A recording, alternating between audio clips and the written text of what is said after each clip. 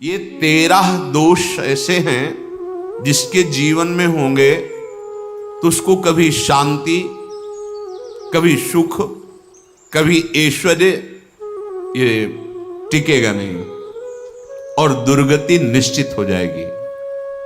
बहुत ध्यान से सुने। एक श्लोक में 6 दोष और दूसरे श्लोक में 7 दोष। उपासक को कभी इन दोषों को अपने अंदर टिकने नहीं देना चाहिए। और जो संसार के मार्ग में चल रहे हैं, अगर इन दोषों में चलेंगे तो वो जो आपके पुण्य कर्मों से ऐश्वर्य है भी वो नष्ट हो जाएगा। आप दुख, चिंता, शोक से ग्रसित होकर बड़ा दुख में जीवन व्यतीत करेंगे और आपकी गति बिगड़ जाएगी, दुर्गति हो जाएगी। विकत्थनः स्पृहायुर्मनस्वी बिभ्रत कोपम चपलो अरक्षणश्च एतान् पापाः षण्णराः पाप धर्मान् प्रकुर्वते नोत्र सन्तः सुदुर्गे संभोग संविद विषमोति मानी दत्तानुतापी कृपणो बलीयान वर्ग प्रशंसी वनितास्तु देष्टा एते परे सप्तनशंस वर्गाः। जो अपने मुख से अपनी बड़ाई प्रशंसा करता है, ये 13 लिख लो दिमाग में, डायरी में, क्योंकि ये नोट हो रहा है, आवाज डाली जाएगी। आप बार बार सुन, इनसे बचिए। अपनी बड़ाई, अपनी प्रशंसा कभी अपने मुख से नहीं करना, नहीं तो आपके पुण्य नष्ट हो जाएंगे, बुद्धि भ्रष्ट माने गिर जाएगी। अगर परमार्थ में चल रहे हैं तो भी, और व्यवहार में तो पुण्य नष्ट हो ही जाएंगे। बुद्धि गिरी हुई तभी ऐसी बात होती है। और यह दोष बहुतायत है, ये बहुत प्रभावशाली है। अपनी बड़ाई मारना, इसको देख लो, पकड़ो, सत्संग है। अपने मुख से कभी अपनी बड़ाई ना करना। अगर कोई अपने मुख से अपनी बड़ाई करता है तो उसके सुकृत नष्ट हो जाते हैं, बुद्धि भ्रष्ट माने गिर जाती, पतित हो जाती है, फिर निर्णय ठीक नहीं। अगर हमारा सारथी, हमारा ड्राइवर मूढ़ हो तो कहीं भी हमको गिरा देगा, तो वो बुद्धि भ्रष्ट मतलब गिर जाती है, निर्णय करने लायक नहीं रहती। अपनी प्रशंसा अपने मुख से करना। दूसरा, लोलुपता, ये वृत्ति नहीं होनी चाहिए। धर्म से चलेंगे, धर्म के द्वारा जो हमें प्राप्त होगा उसी से हम अपना भरण पोषण करेंगे।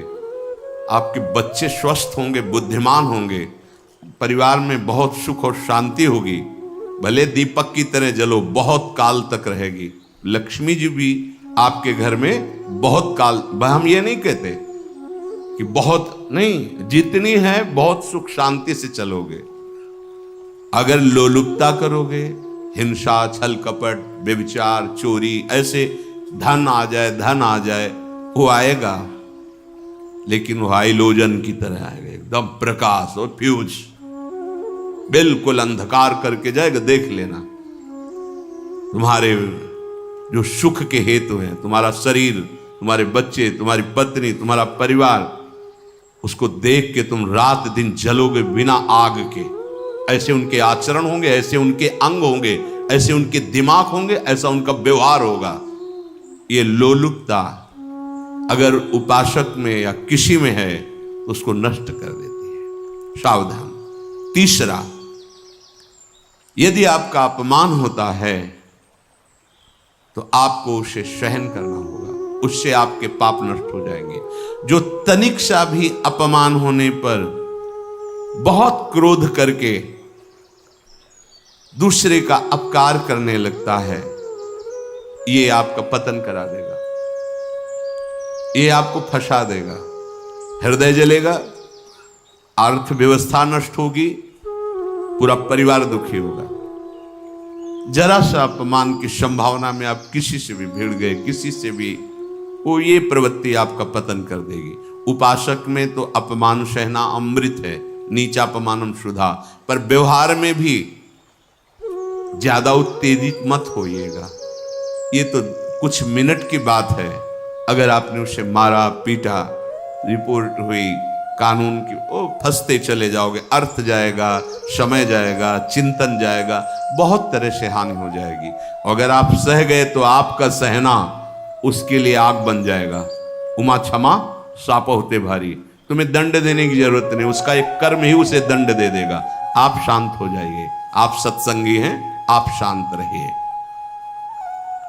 चौथा, निरंतर क्रोध और उसका चिंतन। बैठे बैठे बस द्वेषियों का चिंतन ही हो रहा है, अंदर क्रोध का चिंतन और द्वेषियों का चिंतन ही हो रहा है। द्वेष भरी बातें, द्वेष भरे क्रियाएं, उन्हीं का चिंतन करके जलते रहना क्रोध से। उपासक को तो क्रोध करना ही नहीं चाहिए, बहुत शांत। ठीक है, अभ्यास में कभी क्रोध हो सकता है, उसको फिर समन करो, अंदर से प्रायश्चित जैसा कि अब गलती हुई, आगे नहीं करेंगे। और व्यवहार में भी क्रोध को आप पीना सीखें। अगर बार बार आपका क्रोध प्रकट होता ही रहेगा, आपका स्वभाव बिगड़ जाएगा, आपके पुण्य नष्ट हो जाएंगे और आपका जीवन नष्ट हो जाएगा। देने वाला उतना दे देगा आपको, आनंदित रहो। पैसा खर्चा सब पूरे जीवन का विध्वंस मचा दिया क्रोध ने। कहीं भी आप देखो, किसी से क्रोध करके देखो, फिर देखो तुम्हारा भजन चल रहा है, तुम्हारी वो आनंद वृत्ति है नहीं, जलोगे और वो जलन और गुस्सा दिलाएगी और वो बैठे बैठे जलो नहीं। ये क्रोध जो है, ये चाहे व्यवहार में हो चाहे परमार्थ में, दोनों की हानि करने वाला है। और आश्रित जनों की रक्षा ना करना। अगर कोई भाग कर आपके पास आ गया है, कोई पशु पक्षी या कोई मनुष्य, आपको चाहिए कि अब चाहे हमारे पहले प्राण जाए, उसकी रक्षा करेंगे। सीवी जैसे तो कोई बिरले ही होते हैं, पर इतना जरूर ध्यान रहे, जैसे कोई पशु पक्षी किसी भय से आपके सीमा के अंतर्गत आ गया है, अब उसकी रक्षा करनी है आपको। अगर आप स्वयं मार देते हैं या मरवा देते हैं, या आपके सुकृत नष्ट कर देगा, या आपकी दुर्गति का कारण बन जाएगा। और जो पाप कर्म उत्साहित होकर करते हैं, उपासक को तो बहुत सावधान रहना चाहिए, पर व्यवहार में भी जो नहीं करना चाहिए, अगर वो पाप कर्म आपके द्वारा मन में प्रेरित हो रहे हैं, संकल्प बन रहा है, क्रियाएं हो रही, दुर्गति पक्की, पुण्य नष्ट हो जाएंगे, दुख अशांति बढ़ती चली जाएगी, कभी शांति नहीं प्राप्त कर पाएंगे। ऐसा नहीं कि जो मन में आवे सो करे। पापाचरण निडर और उत्साहित होकर करना, अगर ऐसे लक्षण है, निश्चित दुर्गति होती है। ये 6, अपनी बहुत बड़ाई करने वाला अपने मुख से, लोलुपता, तनिक से अपमान में सहन ना करने वाला, निरंतर क्रोधी और आश्रित जनों की रक्षा न करने वाला, और निडर हर्षित होकर पाप कर्म करने वाला। दूसरे श्लोक में 7 है, 6 7। 1, संभोग का ही चिंतन करना, संभोग में ही मन लगाना, संभोग दूसरी स्त्रियों के साथ करने की भावना रखना। संभोग पहला है, संभोग। रात दिन बैठे बैठे बस यही चिंतन करना, गंदी बातों का, गंदी बातें देखना, गंदी बातें सुनना, गंदी बातों का चिंतन करना। फिर अन्य माताओं बहनों के प्रति काम दृष्टि से देखना, कोई आ जा रही है, दृष्टि से काम भाव से देखना, भोग बुद्धि से देखना, निश्चित पुण्यनाश दुर्गति। बड़े बड़े उदाहरण इतिहास में हैं जिन्होंने ऐसा दृश्य नेत्रों से देखने की चेष्टा की, मन में संकल्प किया भोगने का, नष्ट हो गए, चाहे वो कितने बड़े प्रतापी हो। ये दुर्योधन कोई साधारण थोड़ी है, भगवान व्यास देव जी के द्वारा ही तो ला, भगवान व्यास देव जी ही इसकी उत्पत्ति का कारण है। आप देखो इतने महान पुलस्त जी ही उत्पत्ति का कारण है रावण की। बस यही ऐसे दोष हैं जिनके कारण जीव नष्ट हो जाता है। ठीक है, धर्मयुक्त काम भगवान ने आदेश किया है, आपका पाणिक ग्रंथ संस्कार हो गया है, संतान उत्पत्ति की भावना से कुछ पवित्र तिथियों का त्याग करते हुए चर्चा में हुई है। एक नियम है, एक आदेश है शास्त्र का।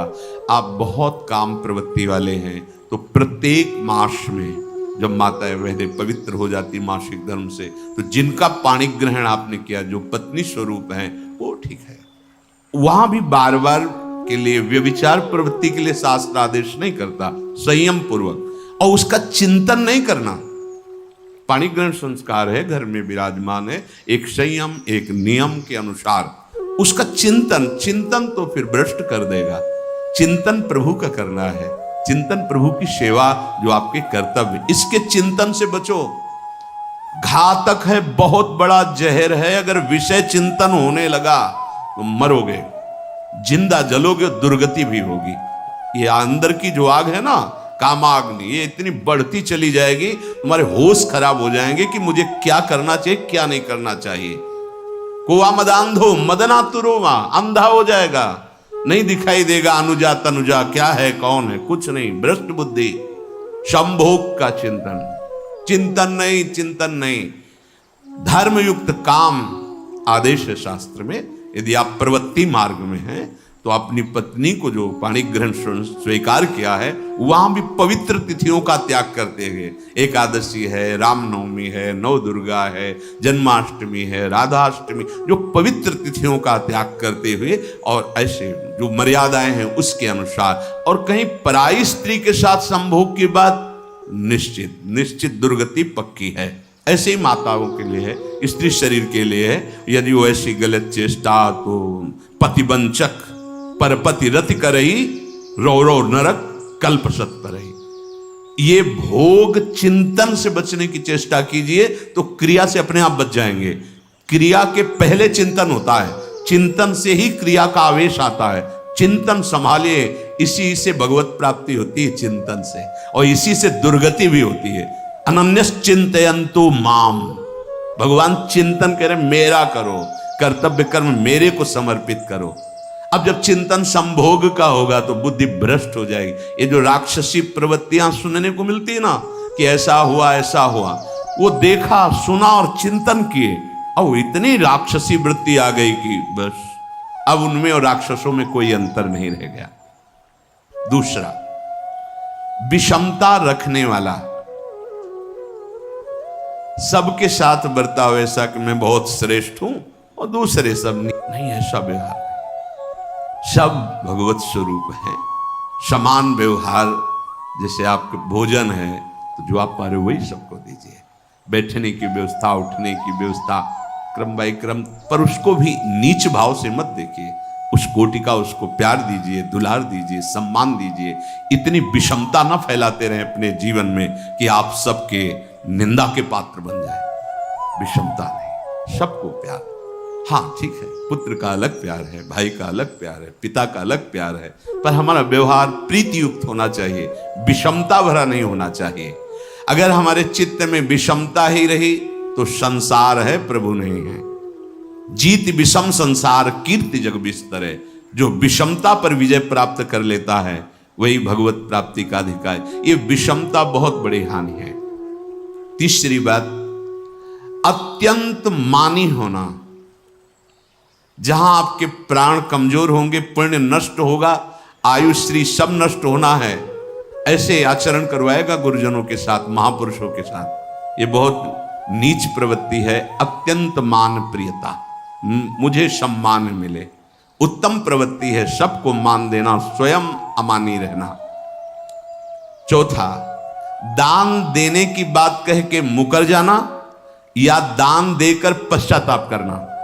दे दिया है, बहुत जल रहे हो, दूसरे से वार्ता कर रहे हो कि पता नहीं क्या यार बुद्धि में हो गया, हमने उसको इतना कहा था, उतना दे दिया, क्यों दे दिया, ऐसा मतलब अंदर चिंतन करना, क्यों दे दिया तो दिया। इसके बाद जो आपका ये जलन हो रही, पश्चाताप, सुकृत नष्ट हो रहे हैं। दान देकर पश्चाताप करना या दान देने की बात कह के मुकर जाना। जैसे आपने कह दिया आपको इतना इतना ऐसा, अब आप मुकर गए, ब्याज सहित तुम्हें देना होगा, ये तुम्हारी दुर्गति का कारण बन जाएगा। ऐसे ही नहीं बोलना चाहिए, बहुत होश से। वाणी एक अमोल है, जो कोई बोले जान, ये तराजू तौल के तब मुख बाहर आन। पांचवा, अत्यंत कृपण होना। ना परिवार को सुखी कर पा रहा, ना अपने को सुखी कर पा रहा है। एक एक सिक्का बैंक में जो मर गया। धन की वास्तविक गति यही है कि अपने परिवार को खूब उसकी अनुकूलता प्रदान करो, उसमें से कुछ हिस्सा किसी ऐसे को जिससे तुम्हें बदले में कुछ लेने की भावना ना हो। कोई साधु महात्मा, गाय, पशु, पक्षी, किसी भी जीव बीमार है शरीरधारी, उसके जिससे कुछ कभी लेने की भावना ना हो, एहसान की भावना ना हो। सो धन धन्य प्रथम गति जाकी, धन्य हो गया उसका धन। अब वो कृपण का धन किसी काम में ना स्वसुख, ना परिवार के सुख, ना धर्म कार्यों में, व्यर्थ जीवन चला गया। उसी धन का चिंतन करना, उसी का संग्रह करना और उसी की रक्षा करते करते शरीर छोड़ देना, तो चिंतन बिगड़ गया।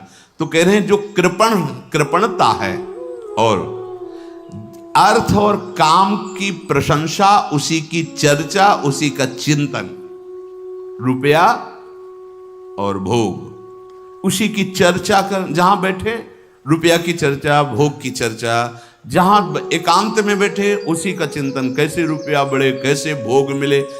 और अगर अवसर मिला तो रुपया अधर्म से आवे चाहे धर्म से, उसको इसकी कोई परवाह नहीं।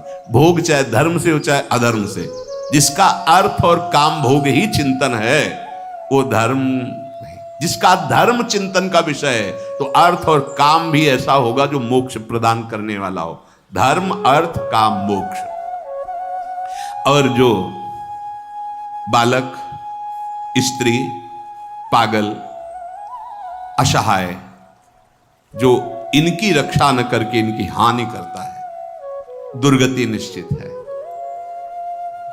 माना आपकी पत्नी है, उसका स्वभाव बिगड़ा हुआ है, क्रोधी है, कटु वचन बोल, लेकिन आपके ही प्रारब्ध के लिए, माना आपका पति ऐसा स्वभाव वाला है, पर आपके ही प्रारब्ध से तो संयोग बना है आकर, अब इसका निर्वाह कर ले जाओ तो पवित्र हो जाओगे दोनों। और अगर झगड़ा और लड़ाई और मारपीट और कहीं हिंसादि के रूप में उतर गए तो फिर और करनी बिगड़ गई। बालक है, आप उसको ज्ञान नहीं कि आप पवित्र है, कि आप पवित्र है, उसको ज्ञान नहीं कि आप उसके साथ व्यवहार अच्छा कर रहे हैं कि बुरा कर रहे हैं। रक्षा करनी है आपको, शोषण नहीं करना। कह रहे हैं स्त्री, बालक और पागल, जिसे विक्षिप्त है, पागल है, आपको रक्षा करनी है। बन जाए तो उसको भोजन, ऐसा नहीं कि ईंट मारो, उसको अपमानित करो, उसकी बुद्धि खराब है, प्रारब्धवशात खराब हो गई है। तो शास्त्र आज्ञा करता है स्त्री, बालक, जैसे पागल, विक्षिप्त आदि हैं, असहाय है, असमर्थ है, बूढ़ा है, वो आप सेवा भी करो तो गाली दे सकते हैं, उनकी बुद्धि बिगड़ गई। आपको उनको दंड नहीं देना, मारना नहीं है आपको। मान लो आपके बड़े बूढ़े बुजुर्ग जन हैं, आप सेवा भी कर रहे हो तो आपको कटु वचन बोल सकते हैं, आपकी निंदा कर सकते हैं, लेकिन आपको उनके साथ व्यवहार सद करना है। अगर आपने इन दोषों को स्वीकार किया तो निश्चित आपकी दुर्गति होगी, ना इस लोक में आपको शांति मिलेगी ना परलोक में। इसलिए इन दोषों को बार बार सुन करके और हृदय में जांचो कि कहीं है तो नहीं। अगर है तो सत्संग, भजन बल, भगवत प्रार्थना के बल से इन दोषों का त्याग कर दो, जीवन मंगलमय हो जाएगा।